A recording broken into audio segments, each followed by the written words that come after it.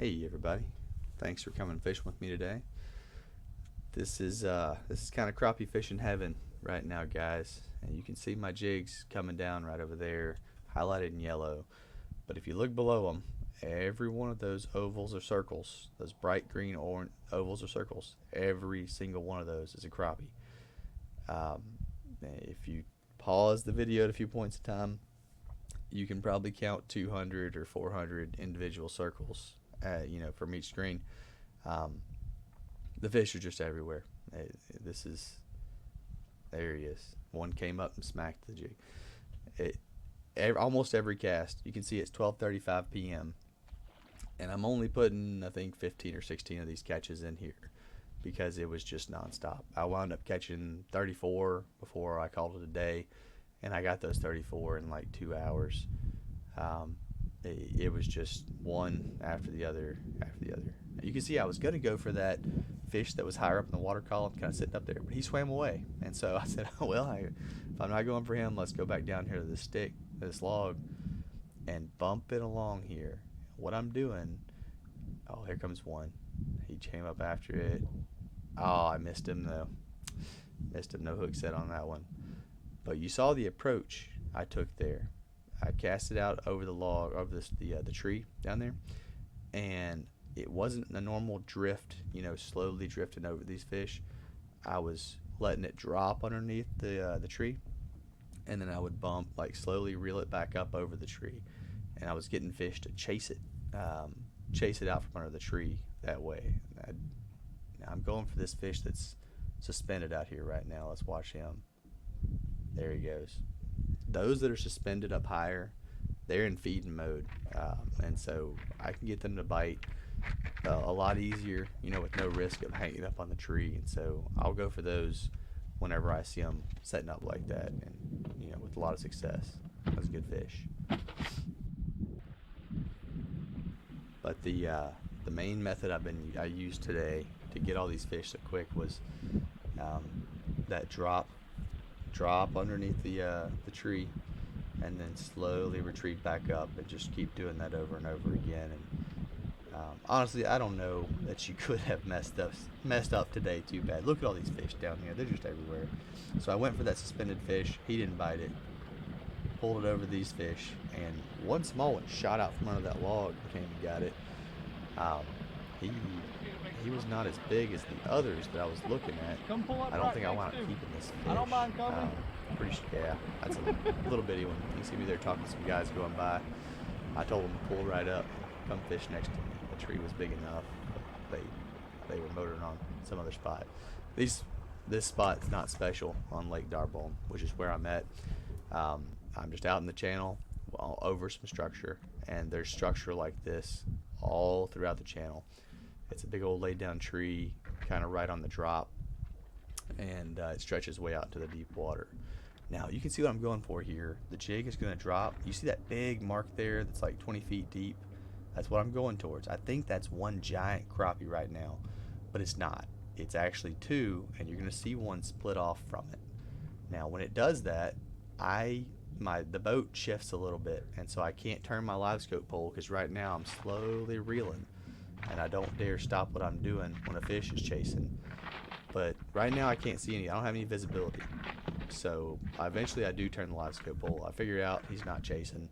So I go, well, I'll miss both of those. Let's just drop down here on top of all these fish down here on this stump that's right beneath the boat. Because there's, 1, 2, 3, 4, I don't know, probably 10 fish that's just on this stump right here, just under the boat. And that's how good of a day it is when your secondary targets are your 10 fish on a stump right under you. And there he is. One came out and nailed it. But today it was just anywhere the boat shifted. So as the wind shifted me in one direction or the other, I have to change the targets I'm going after. Everywhere I looked today, there were fish under me. And it's like a magic time of year on Lake Darbonne right now. It's one of the funnest things you can do is go out and catch a lot of crappie on Lake Darbonne in the winter time. Starting in November, and it goes all the way through January. You can do this anytime you want to out here. Watch this one. That's a suspended fish. Bam. Oh, I missed the hook set though. Oh, that still hurts. Even though I know I caught a ton today on this day out there, it still hurts when I when I see those missed hook sets from those big fish like that. And so I cast it out, left my bail open to let it drop straight down, and just put it right over the top of these. And there's one comes up, smacks it. And like I said, the fish are just all over. This was a couple of days after, or maybe the day after, I took my brother out here, who said he wanted to stock his freezer up. He had been working a lot, hadn't had a chance to do as much fishing, and he loves to eat fish. So he said he wanted to stock up. So I said, okay, come on, we'll go see how many we can catch. And we actually got a 2-man limit on Lake Darbonne, which for those of y'all that are not from Louisiana, 2-man limit. It's 50 per person. We got 100. Oh look, I'm targeting those 2 fish that just swam by, but I missed them. I didn't quite get to them in time. The 2-man limit out here is 100, and we got 100. I think we got 100 before 3 o'clock. And he took the majority of those home with him to clean, because that's a lot of fish cleaning to do. But he should be good and stocked up for a long time now.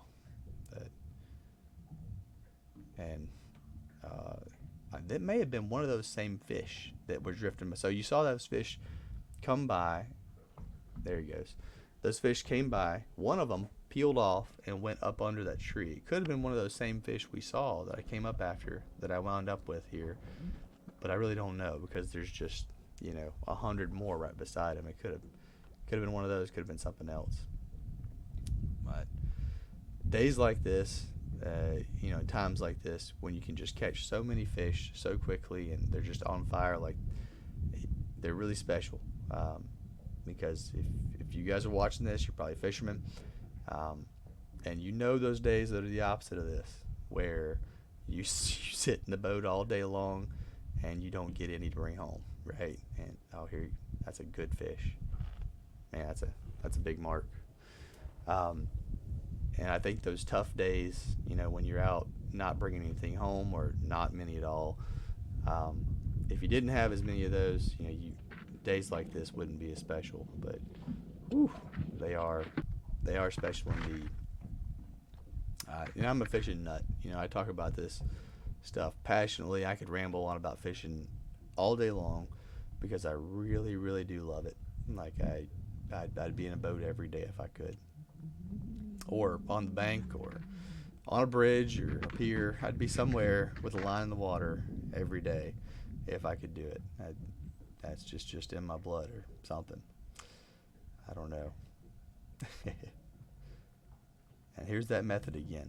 I drop it under the tree and let it come back up. And you see that? There comes a fish up after it. You do that, and it triggers that chase instinct on these fish. And you have so many targets down there, they're all in competition mode with each other to get whatever bait's going to swim by, and so you're going to get bit. But don't be scared to change your jigs a lot of times. I know I harp on that a lot. I change my jigs a whole lot, guys, like a whole lot. And if you don't, you'll wind up missing a lot of fish that you could catch otherwise. If you're not getting bit, you change your profile, change your size, change your colors, change the head color of the jig you're using. Change everything until you figure out what they want.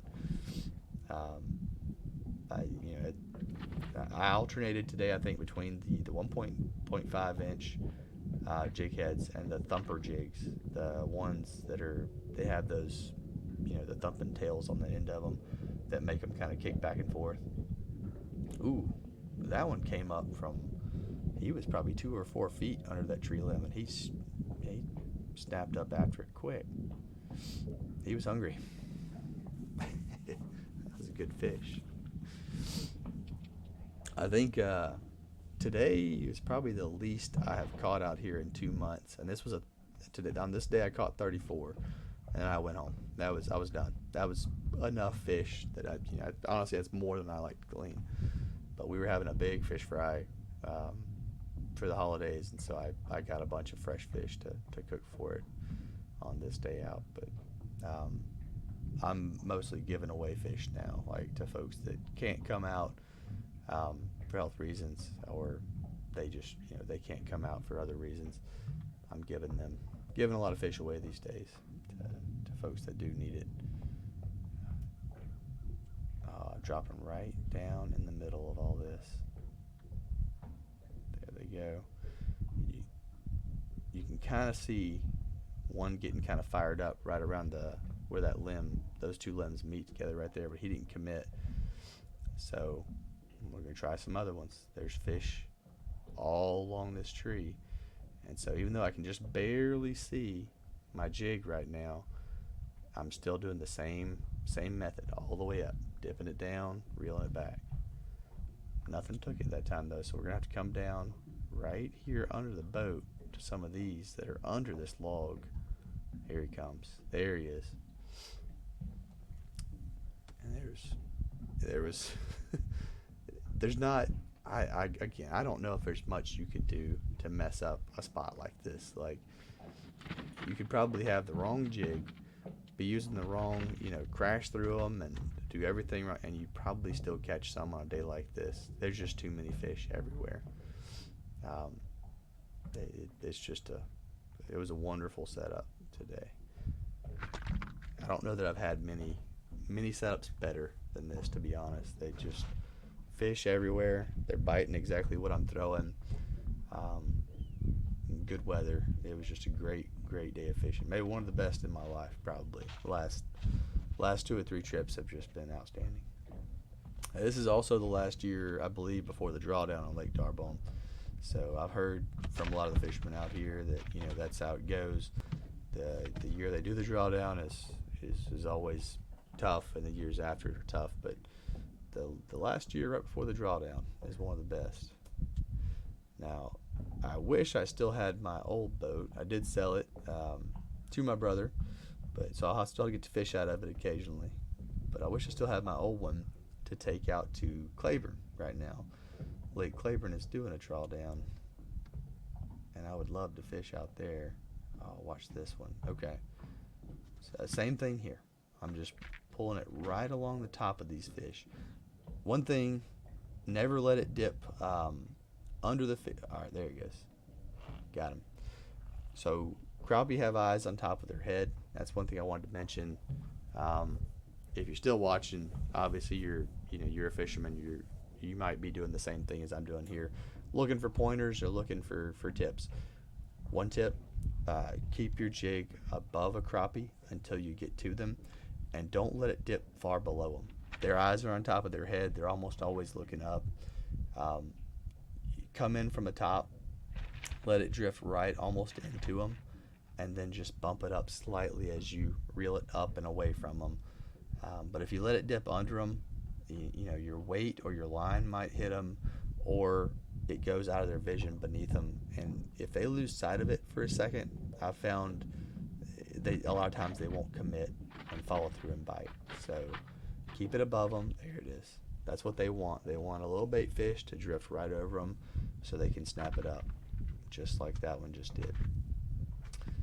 But that's one little tidbit for any of you diehard fishing guys that are still watching at the 15 minutes into the video. You guys might be the ones that are actually watching for tips and looking for tricks you might can use yourself out in the boat. I'm trying to think of anything else I might could offer to those of y'all that are in that same situation. So I ran into a guy at the ramp the other day that was at Darbonne from Arkansas and said he had seen my videos and appreciated them. To that fella, if you're watching, it was good talking to you and meeting you. And like I told him, like I told you, if you come down, holler at me. Y'all send me a message or write a note on here, and I'll let you know exactly what I've been using to catch them. And for this trip right here, it was those Big Bite Baits brand 1.5 inch panfish minnows, or the I can't remember the size of them, but the crappie thumpers. Anything in blue and chartreuse has been working great out here. Blue with chartreuse tails. That was a small one. I'd throw him back. It was too little. But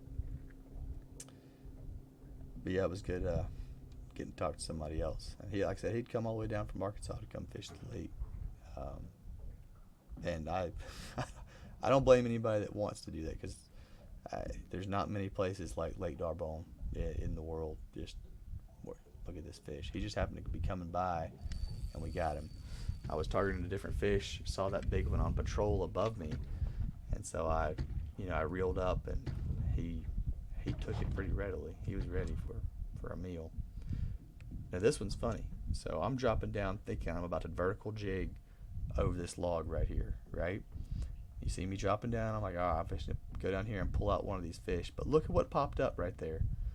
Some fish came into the screen, and he came into the beam, and we wind up getting him instead. So I couldn't even get down to the fish I was targeting, because there was a fish coming. That's a good fish too. I think that was number 7 of the big fish, and so that was my last one for the day. Well, I appreciate everybody watching. If y'all are going out fishing again soon, good luck. I hope y'all catch a bunch, and I'll see y'all again soon. Bye, everybody.